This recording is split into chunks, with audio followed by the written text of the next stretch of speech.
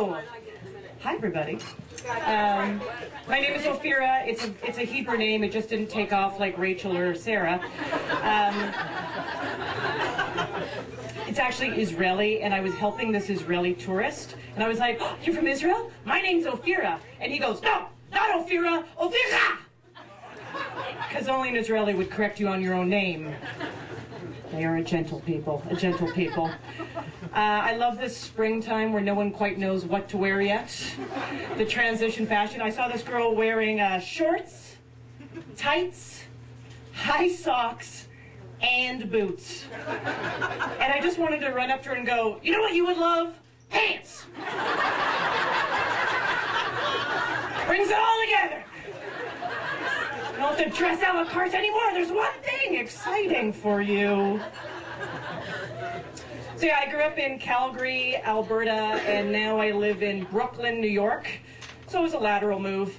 And when I moved to Brooklyn, my family's like, oh my God, isn't that dangerous? Because, you know, they've watched a season of Law and Order, so they know everything. And I was like, you know, and they're like, are there crackheads in your neighborhood? There are no crackheads in my neighborhood, okay? If anyone's doing crack in my neighborhood, they're doing organic, free-range crack. You know, it's low-carb, omega-3 crack. The kind of crack they do to help their yoga. That's locally sourced. Seriously, they help the local business people. And there's like all these little boutiques. There's a card store in my neighborhood that has like fun, different cards. And I was looking at all the sections, and there was a section of cards that was labeled coping. And I was like, I have to check these out, right? So I check them out, and all these cards are like, heard things aren't going so well. That's too bad. Like these random cards, I guess you're supposed to give your depressed friends. Which is brilliant. What a great idea. Cards for depressed people. I just think they should be happy, right? Full of life, a lot of fun. Like the section of cards should be called coping humorous, fun cards. Things like, heard you got on antidepressants. Open it up. Finally. Yay!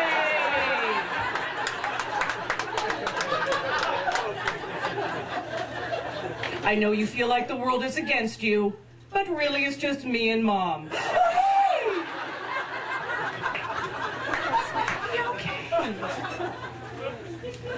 I live with my husband, weird arrangement, but I travel a lot, so I came home after being away for 2 weeks, and I walked into the room, and his laptop was sitting there, and I know he doesn't know how to clear his browser or erase his history. So I had this moment of, I'm going to pull up his history and see what porn this guy is looking at while I'm out of town. And I think I'm pretty crafty, and I'm about to do it, and then I just froze. Because I had the moment of like, do I really want to know this? Right? Because then you have to live with that information forever. And it's not like he's looking at pictures of girls that look like me, right? Right? He's not buying like Jewy brunettes with upper thigh issues gone wild, right? He's not downloading the porn bangs.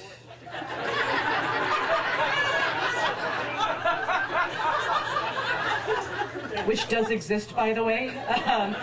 Just a bunch of girls trying to make their way through hair school. But, no, I'm his wife. He'd be looking at the opposite of me. He'd be looking at something like big, blonde, busty Christians who can't get enough, right? Because he knows I can get enough. But,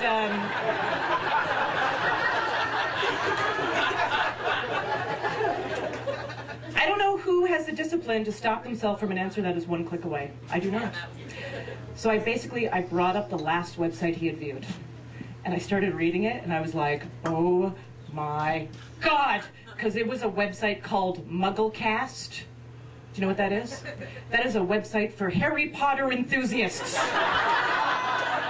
Do you know how weird it is to think that you're finding someone's fetish, and it turns out their fetish is being a super nerd? That's their fetish. He wants to be a wizard. That's what it's all about. But clearly I'm doing everything wrong in the bedroom, right? I'm buying French lingerie stockings. No. I need a big Hogwarts scarf and a robe and to learn the rules to Quidditch.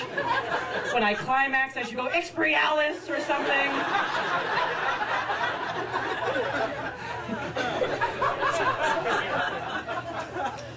I'm at the age now, actually, where a lot of my friends are doing this very traditional Jewish hobby. It's called plastic surgery. And My one friend, Sandy, just got Botox. She's one of those friends that's kind of like a family member because we don't really like each other. And I was making fun of her before I saw her. I was like, can't wait to see the freak! Can't wait to see the statue! And then I saw her, and I was totally wrong.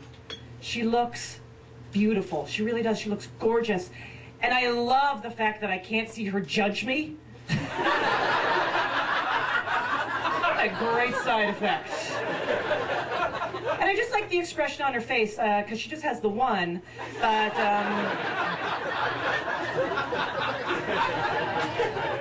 she looks peaceful.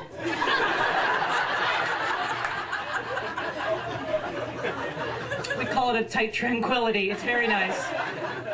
And I'm too old to do drugs. I've gotten to that point, too old to do drugs, because, you know, as you get older, your brain gets full of worries and concerns. It's totally different. When you're young and smoke pot and get paranoid, you know, you're like, oh my God, are you guys my friends? You know, now you get paranoid, you're like, my taxes. Like, that's where it's at. Someone offered me ecstasy. I was like, ecstasy? Are you kidding me? No. I can't imagine doing ecstasy with my current group of friends. Like, what are we gonna do? Get high and then be like, let's play with your baby! Like, what are we gonna do?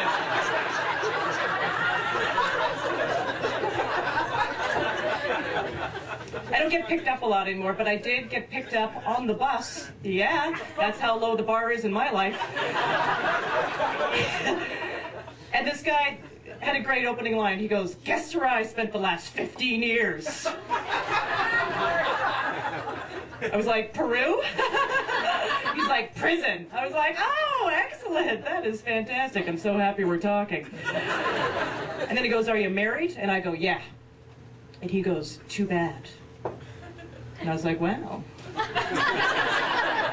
Did you go to jail for being a smooth criminal?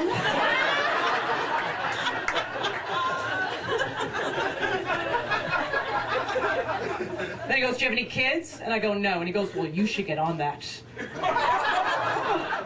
Oh, thank you, but sorry if I don't take family planning advice from someone who wasn't allowed shoelaces for 15 years.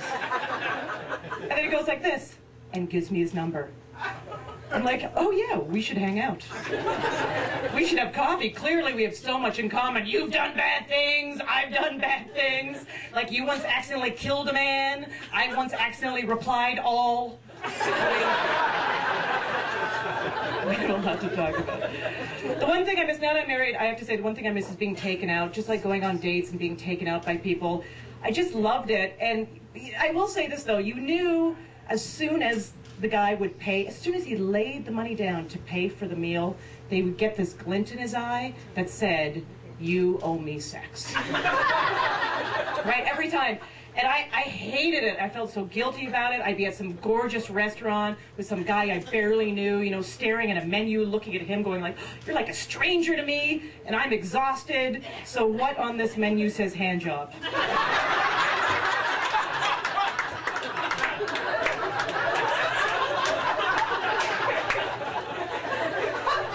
Grilled chicken Caesar salad.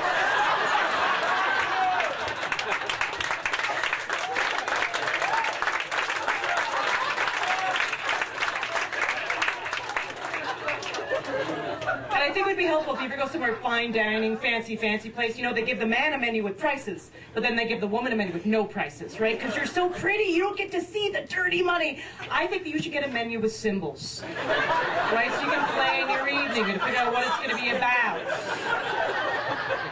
You're like, really? Steak is doggy style? Oh my God. If I want the lobster, I have to get the waitress involved? Thank you guys so much.